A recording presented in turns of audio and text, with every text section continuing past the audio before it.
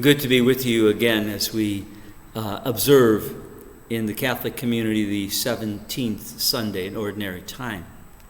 Our scripture passages are very intriguing because they offer us some insight into something that's very important in our human existence. In our human existence, we're always searching for something. We're looking for something.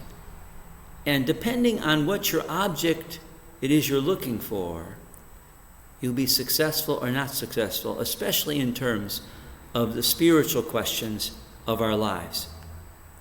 The first reading talks about the King Solomon going before the Lord, and he is making a prayer to him. He's making a prayer about being a good king. And it's very interesting.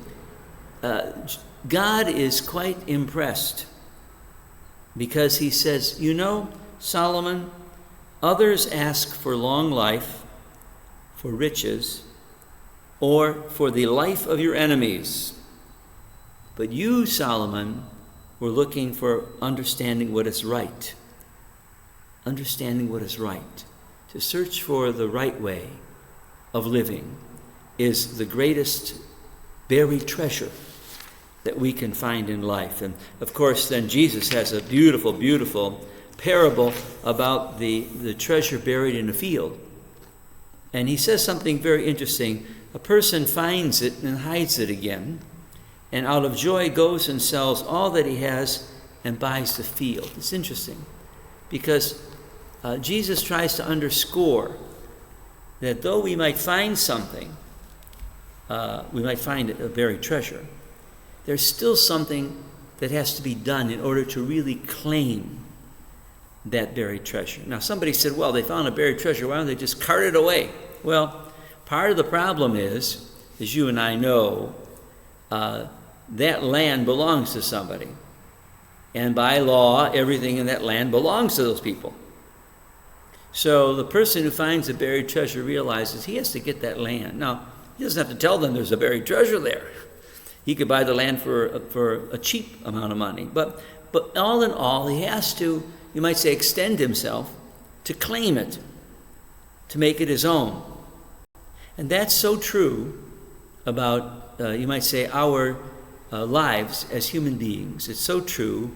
We need to realize that we have to work hard and we have to give of ourselves in order to obtain this buried treasure, which, as Solomon discovered, was not the ordinary buried treasure most kings and rulers wanted, but of knowing what is right. It's very interesting as we read and listen to the prayer of Solomon and God's response. You say, boy, I wish every world leader would be more concerned about what is doing right than getting ahead of their enemies, finding wealth and riches for their countries. Because if they were doing right, then all those other things would fall into their hands. They would have it. They would not have to, excuse me, they would not have to, in a sense, look for anything further. Excuse me, it's a little, I don't know what to say. It's in the air. You and I are experiencing it, right? It's a warm day today, and that smoke is in the clouds and in the air, affecting my lungs and your lungs. I'm affected when I'm speaking to you. But it's a very beautiful, you might say, reminder to us. People are always, as I said, looking and searching. And what you make your treasure is where your heart is. That's a beautiful line from the Gospels too. Where your treasure is, where your heart is where your treasure is. Let's treasure the good things that God has given us, the right way of living. Let us not always be asking for things or money, even for health, but rather that whatever the circumstances of my life, I might live the right way, the true way, and the good way, because in that way, I will discover what is most important for my life. God bless you.